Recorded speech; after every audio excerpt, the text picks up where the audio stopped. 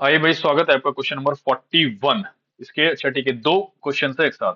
To question है। Set A solve कर रहे हैं। सीरीज 2025 के लिए ट्रिग्नोमेट्री का क्वेश्चन है, ठीक है। P sine square alpha plus q cos square alpha equal to m. Second क्या है आपका? Q sine square beta plus p है, इरेज ही कर देते हैं, सफाई से कर रहे हैं तो। Q sine square beta plus p square beta equal to n, ठीक है। आपको फाइंड क्या करना है? थोड़ा सा और नीचे लिखते हैं।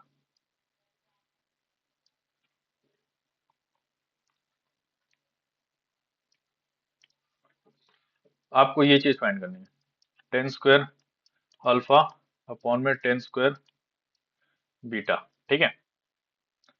ये ऐसे कह लो, या फिर ये जो स्क्वायर लगा होता है फंक्शन के ऊपर स्क्वायर है, ना कि एंगल के ऊपर, ठीक है। तो टेन अल्फा अपॉन में टेन बीटा का होल स्क्वायर, ये दोनों वैल्यू बराबर है। आपको गिवन कंडीशन क्या है और फाइंड क्या करना है, उनके बीच में गैप क्या है, ये गैप एनालिसिस करते हैं, ठीक है। ये चीज आपको गिवन है और यहाँ पे ये आपको फाइंड करना है। इनके बीच का जो पाथ है, कैसे ट्रेवल करेंगे, यहाँ से यहाँ तक कैसे पहुंचेंगे।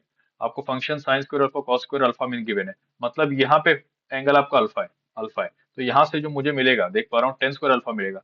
इसी तरह जो आपकी सेकंड स्टेटमेंट है, यहाँ पे बीटा एंगल है, बीटा एंगल है, cos square beta sine square beta, तो यहाँ से आपको टेन स्क्वायर बीटा मिलेगा। देन वो किसके टर्म्स में मिलेगा? एम एन पी क्यू, इसके टर्म्स में मिलेगा। और इसी के टर्म्स में हमारा आंसर भी है। ऑप्शन भी आप सारे देख पा रहे होगे, एम एन क्यू इस तरह से गिवन है। तो कैसे हम टेन स्क्वायर अल्फा और टेन स्क्वायर बीटा तक पहुंचेंगे, ये हमारा गैप एनालिसिस होता है। क्वेश्चन को देखते ही तुरंत मैथ में यही होना चाहिए हमारे पास, ठीक है। माइंड में तुरंत पिक्चर चलनी चाहिए कि कैसे यहाँ से यहाँ तक पहुंचेंगे, क्या गिवन है और क्या फाइंड करने के लिए पूछा गया है। अब आते हैं फर्स्ट स्टेटमेंट पे। पूरे आप स्टेटमेंट को किससे डिवाइड कर दो? कॉस स्क्वायर अल्फा से डिवाइड कर दो। P sine square alpha upon, ठीक है, sine theta upon cos theta tan theta होता है, तो इसीलिए हम कॉस स्क्वायर थीटा से डिवाइड कर रहे हैं। P sine square alpha upon cos square alpha होगा, तो p tan square alpha plus यहाँ पे q equal to m upon में क्या आ गया आपके पास? कॉस स्क्वायर अल्फा, ठीक है। तो ये क्या बन गया? एम सेक स्क्वायर अल्फा बन गया, ठीक है। अब हमको जरूरत है इरेज करने की, चीजों को जगह ज्यादा चाहिए।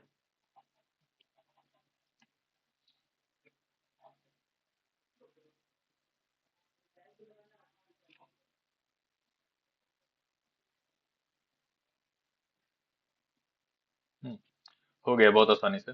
अब आ जाओ यहाँ पे, इसको आप इस तरह लिख सकते हो। आपको एक आइडेंटिटी पता है, सेक स्क्वायर थीटा माइनस, यहाँ पे लिख रहा हूँ ऊपर, sec square theta minus ten square theta equal to one होता है। तो सेक स्क्वायर थीटा को one plus tan square theta लिख देते हैं, एम ब्रैकेट में one plus tan square theta.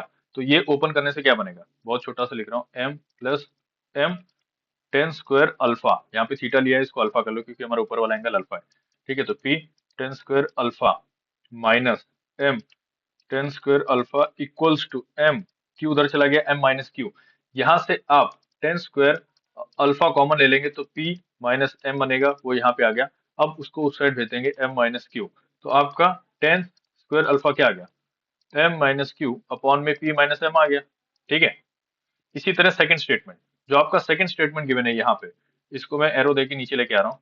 ये सेम काम इसमें भी करना है, कॉस स्क्वायर बीटा से डिवाइड कर देंगे। तो q tan square beta plus p equal to n sec square beta, ठीक है। अगेन इसको हम क्या लिखेंगे, मैं यहाँ पे लिख रहा हूँ, N one minus ten square beta, तो N minus N ten square beta, N minus ten square beta इस साइड आ गया आपका। तो टेन स्क्वायर बीटा कॉमन ले लिया, तो क्यू प्लस एन मिला equal to n minus p. Then again नीचे आते हैं थोड़ा सा, तो आपका टेन स्क्वायर बीटा की वैल्यू क्या आ गई? एन माइनस पी अपॉन में क्यू प्लस एन। अब फाइंड कर देते हैं भाई, आ जाओ। Tan alpha upon tan beta इनका होल स्क्वायर किसके बराबर होता है? Tan square alpha upon tan square beta equals two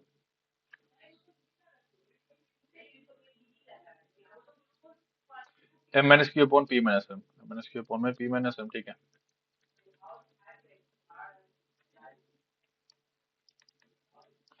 upon में पी माइनस एम मल्टीप्लाई उसका रेसिप्रोकल जब डिवाइड कर रहे हैं, ठीक है। तो क्या है हमारे पास वो चीज, एन माइनस पी अपॉन में q plus n, n minus P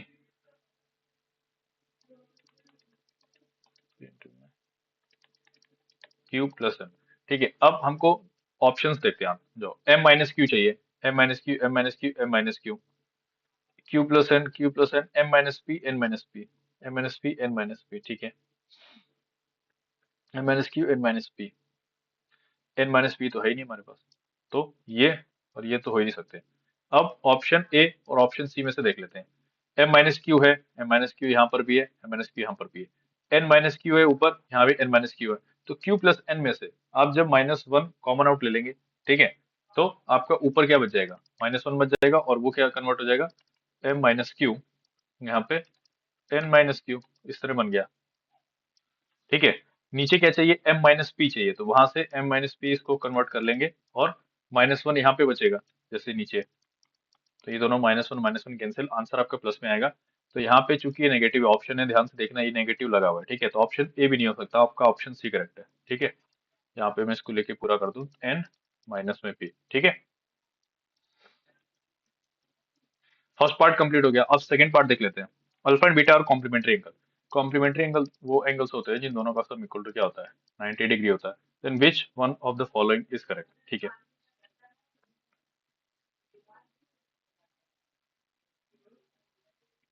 okay, हमको अगेन स्टेटमेंट के पास जाना होगा। इसका मीनिंग क्या होता है एक बार देख लो। Sine alpha equal to cos beta, और cos beta equal to sine alpha, ठीक है। जब इनको हम स्टेटमेंट में पुट करेंगे तो आपका m इक्वल टू n आ जाएगा, ठीक है, जो आपकी दोनों स्टेटमेंट गिवन थी।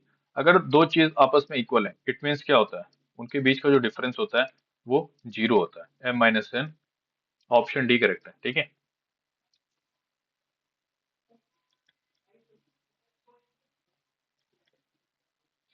ये कंडीशन नहीं दिख रही क्या, अगर दो एंगल कॉम्प्लीमेंट्री हैं, मान लेते हैं alpha equal to 30 degree, beta equal to 60 degree, तो आप देखो जो साइन 30 की वैल्यू होती है वो कॉस 60 की वैल्यू होती है, या फिर इसको कहें दूसरे लैंग्वेज में, कॉस 30 की वैल्यू इक्वल टू साइन 60 की वैल्यू, सब जानते ही हैं, ठीक है। ये रूट 3/2 होता है, ये भी रूट 3/2 होता है, ठीक है, तो वही चीज है, सब जानते हैं।